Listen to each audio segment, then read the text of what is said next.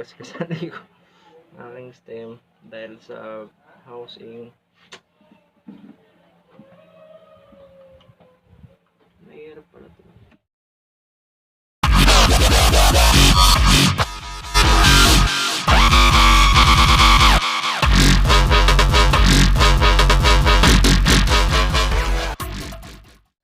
Hi guys, so ito, matagal na naman tayo din nakapag-vlog. So matagal-tagal tumigil. So ngayon nagkaroon ng COVID-19, so hindi nakalabas, hindi masyado makakalabas. Kaya ngayon stay at home lang tayo. Bike check lang, linis bike lang. So ito, ngayon nagawa natin ng bike check cockpit tayo ngayon. So papakita ko sa inyo yung handlebar ng aking bike project. So ngayon hindi pa rin siya namubuo kasi wala pa rin tayong tao. So yun. So ngayon COVID-19, so wala masyadong trabaho, mahirap kumita. So ito, tsaga-tsaga muna tayo saka para rin sa atin tong quarantine na to, lockdown. So ito, susimulan natin yung bike check natin ngayon. Ito, galing ko muna yung handlebar. So ito, pakita ko sa inyo.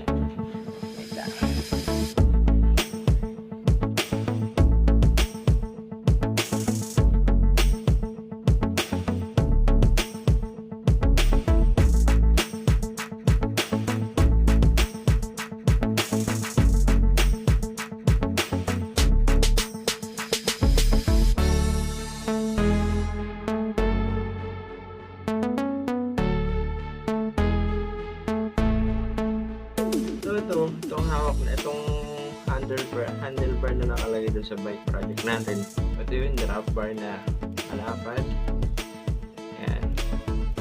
Malapad siya. Carbon yung texture niya. So ito, ayan, makagaan niya. Sobra. Ito, Labishi stem. Ayan. So ito ang sukat na ito is 42, size 40 ito. So ito ay merong internal cable. Ayan. Diyan yung pinapasok ng kable. So karamihan ng mga ganito na flat yung handlebar is made of carbon. Ayan. Ayan siya kalapit. So ito,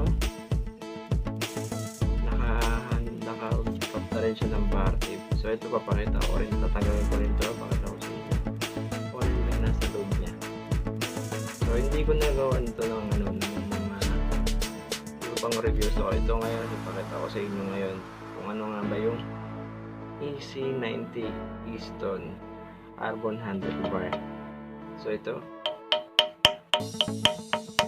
tunog carbon talaga siya. So yun, pakita ko sa inyo. Tanggalin natin siya.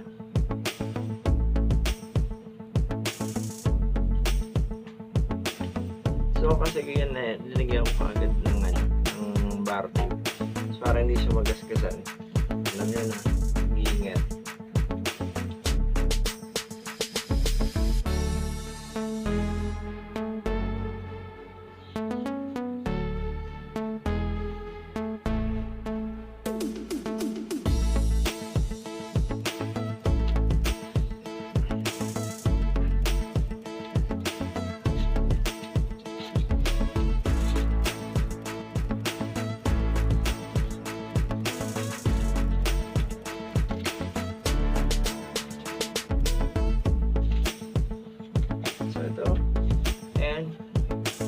Natin siya.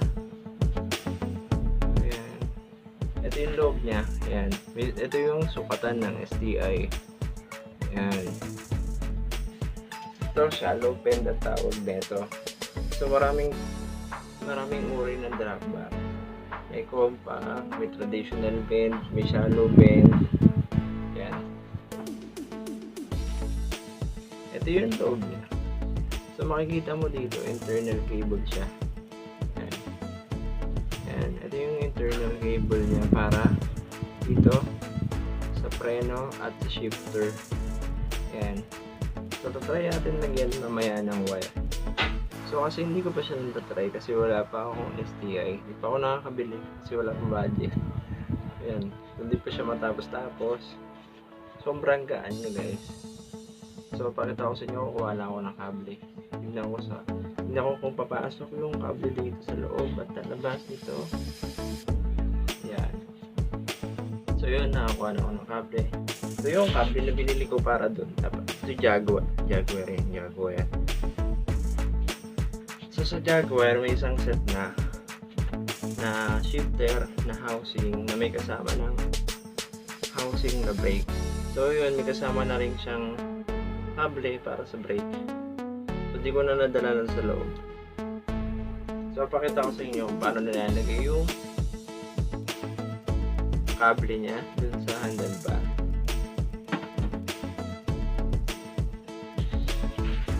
So medyo may hirap-hirap itaas talaga. Kasi halos parang magsisiksika na siya dito sa loob.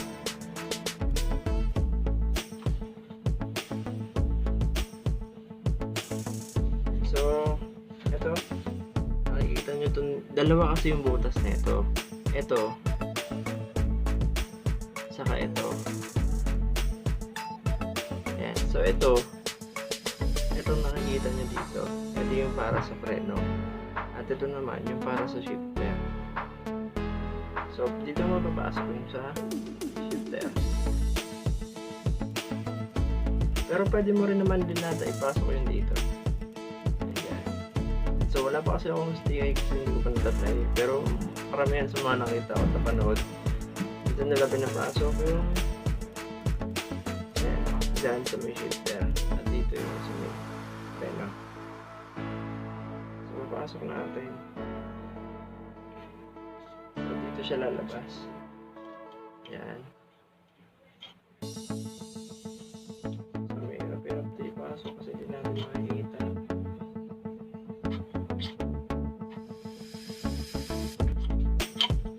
So yun. Susok-sok niya lang siya. At yun. Dito lang siya lumabas. Ayan. So dito. Ayan. Dito siya mismo talaga lumalabas. Hilain mo siya. Mahirap siya isuksok. Mahirap siguro din ayusin. So ayan, nalagay naman natin yung brake housing. Ito, try natin kung kasya siya dito. Kasya siya dito, dalawa. Tignan natin. So ginawa naman siguro siya para talaga doon sa dalawang yun. Sa internal cable na may ang naging problema rin dito kasi dito hindi mo siya makikita halos kasi nasa loob siya na internal kasi ang hirap yung pasok at dun siya mismo kasi hindi mo alam kung paano siya gumagalaw sa loob.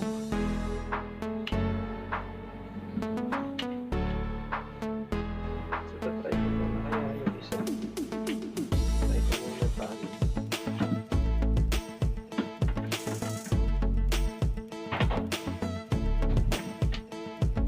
Pumasok na yung brake housing. Yan, try ko.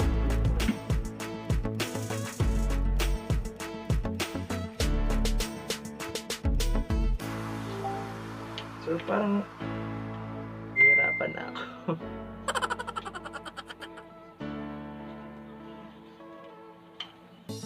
Medyo mahirap nga. Kailangan siyang sukitin kahit sa loob.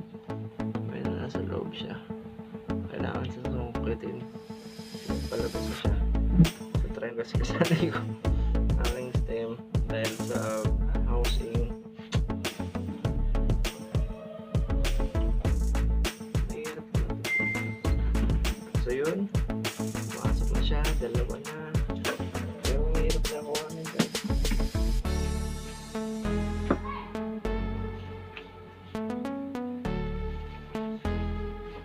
Kailangan mo talaga siyang puwersahin.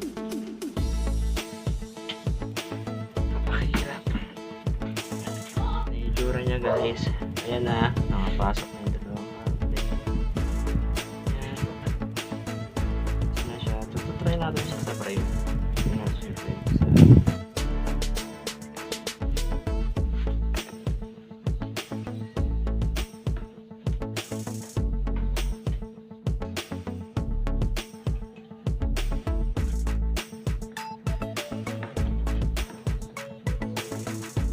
Ayan yung itsura niya guys. So tatry naman natin i-press na lang yung cable niya. Ang hirap pala pag nag-aayos ang internal cabling ng gantong handlebar. Ang hirap niya ipasok sa loob. So yan, nandito yung wire. So itong mga pala na to ay sa brake housing yan. Yan. Lagyan natin siya. Testing lang, testing. Lagyan natin siya dito.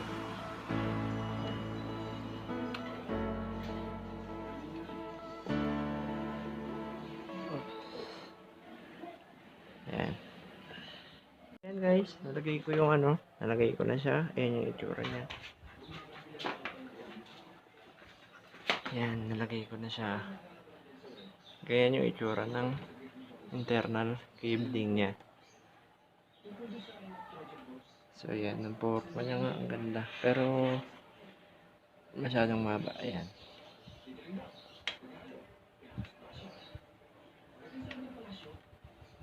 Ayan. Ganyan ang itsura niya guys. So in terms of durability naman ng usapan, so hindi ko alam kung gaano pa siya tatagal sa akin. Kasi hindi ko pa siya nasusubukan at hindi ko pa napapaandar yan. Pero kaya ko itong batakin. Kaya kung tignan kung matibay ito. Ayan o. So kasi hindi naniniwala na hindi ko siya binabatak. Makikita niyo yung pwersa ng kamay ko guys. Ayan o. Patak na patak na yan. So matibay siya kasi palagi ko siyang binabatak. Kasi ayoko naman kapag nag-ride ka na dun pa lang masisira na. So sa carbon na ganito, dapat dito kapag gumagamit ka ng bawat tornilyo, kailangan mo ng torque wrench. So sa ngayon wala pa akong torque wrench. Hindi ko pa siya nasisikipan masyado. Kasi hindi ko pa naman siya nagagamit.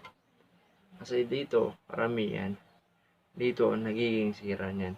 Pumuputok yung carbon kapag sobrang higpit niyan. Lalo na mga gumagamit ng mga tensiometer guys. Dito. So, tensiometer means tatansyahin mo lang kung gaano kasigip na. So, mali yun. So, punta ka sa mga bike shop na mayroong mga torque wrench na pwede mong ipa-torque wrench para safety first. Mahirap magdala ng gantong carbon lalo na kung hindi mo siyang masyadong iniingatan. So yan, may barcode siya. Yan. Yung loob niya. Tunog carbon talaga siya. Napakagaan niya guys. Almost ata to. Pero hindi ko alam yung exact na weight ng carbon na to eh. Pero napakagaan niya. Mabigat lang yung stem niya kasi alloy. At may mga sukat na rin siya guys. Ayan yung mga sukat niya. Saan mo malalaman yung center at yung torque wrench na gagamitin mo. Kung gaano siya kasikip. Ayan. So ganyan siya kaporma guys. Pogi na tingnan. Napaka-aerodynamic. Ayan. Napaka-aero niya guys. Pwede mga gawin yan. Yun lang guys. Sana magustuhan niyo tong konting oras, konting bike check lang sa handlebar na to. So, salamat guys sa suporta at sana mag-like kayo at subscribe. At click nyo na rin yung bell para lagi kayong updated sa mga bawat video. And don't forget like our page sa Facebook, Special Project TV para lagi kayong updated sa mga bagay-bagay na ginagawa namin. So ngayon, stay at home